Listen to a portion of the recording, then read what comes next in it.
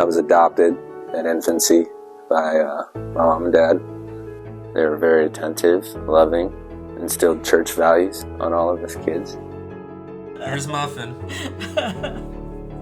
He was happy. It was fun to be around. He, had a great imagination, and he was very creative. He used to love to draw. He would draw me pictures. He was a mama's boy.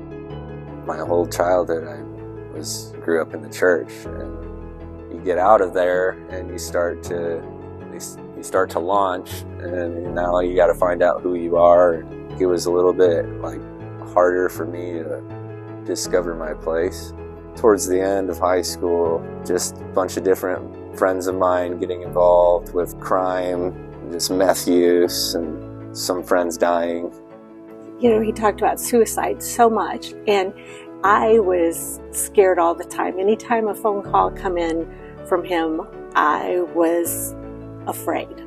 I really liked alcohol, and through going out to bars or going to parties, I discovered cocaine, and cocaine became my absolute vice. Everyone who loved me was telling me I needed to cut back.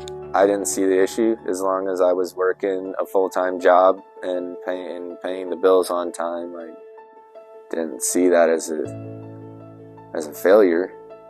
And every time I talked to Sean when he was using, he would just break my heart, and something that he said, and till my heart is in little pieces. But I had to talk to people to get encouraged myself, to know that God hasn't stopped working. Just because Sean isn't making any progress at certain points, God is still at work, and he's got to put stuff in place to get Sean to the point where he was ready to be able to do and make those right choices.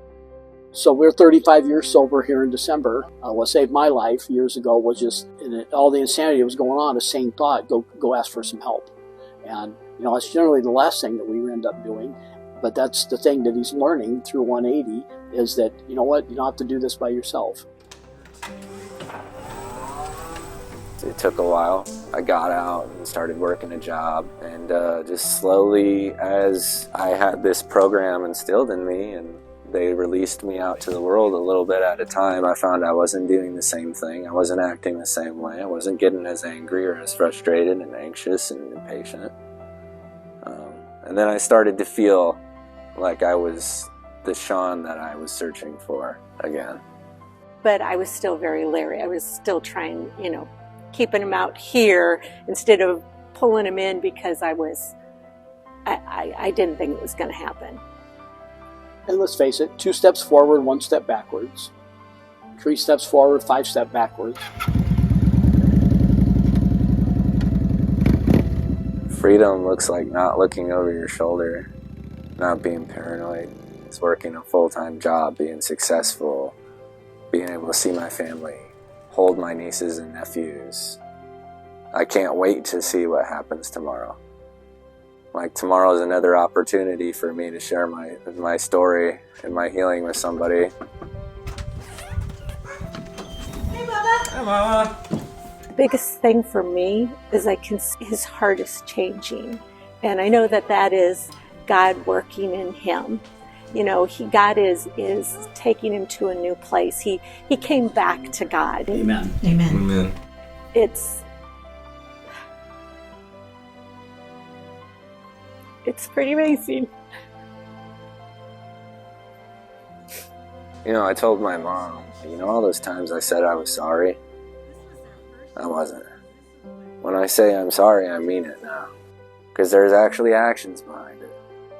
That's what I would tell Sean. We're proud of the man that you are. We're proud that you're our son. And